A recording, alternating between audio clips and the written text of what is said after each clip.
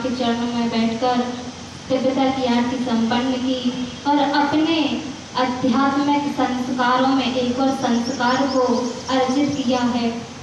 माता आदिशक्ति जगत जननी जगदम्बा से अगर हम कुछ मांगे तो भक्ति शक्ति और आत्म शक्ति की कामना रखें। हमें माँ से नहीं मांगना कि हे माँ हमें धन दौलत यश वैभव गाड़ियाँ प्रदान कर दो, महल प्रदान कर दो। माँ भगवती हम तो आपसे बस इतना मांगते हैं कि माँ हमें अखंड भक्ति दे दो, ऐसी भक्ति माँ हमें दे दो कि जन्मों जन्मों तक हम आपके चरणों से दूर न हो सके।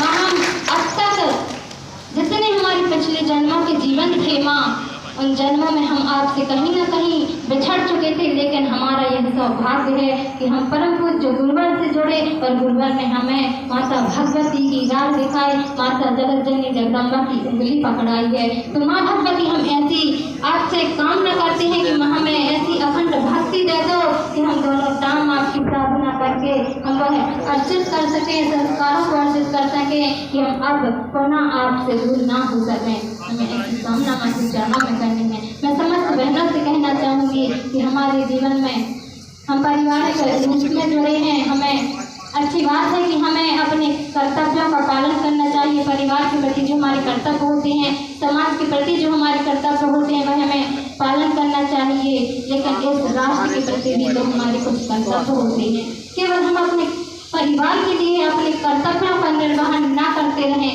इस राष्ट्र के प्रति, इस भारत माता के प्रति भी तो हमारे कुछ कर्तव्य बनते हैं।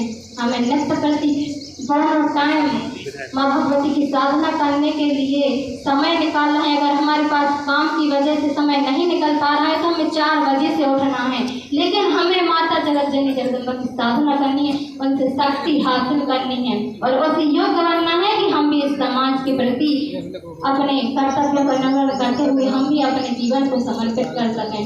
हमें अपने अंदर ऐसी विचारधारा को प्रोत्साहित करना है।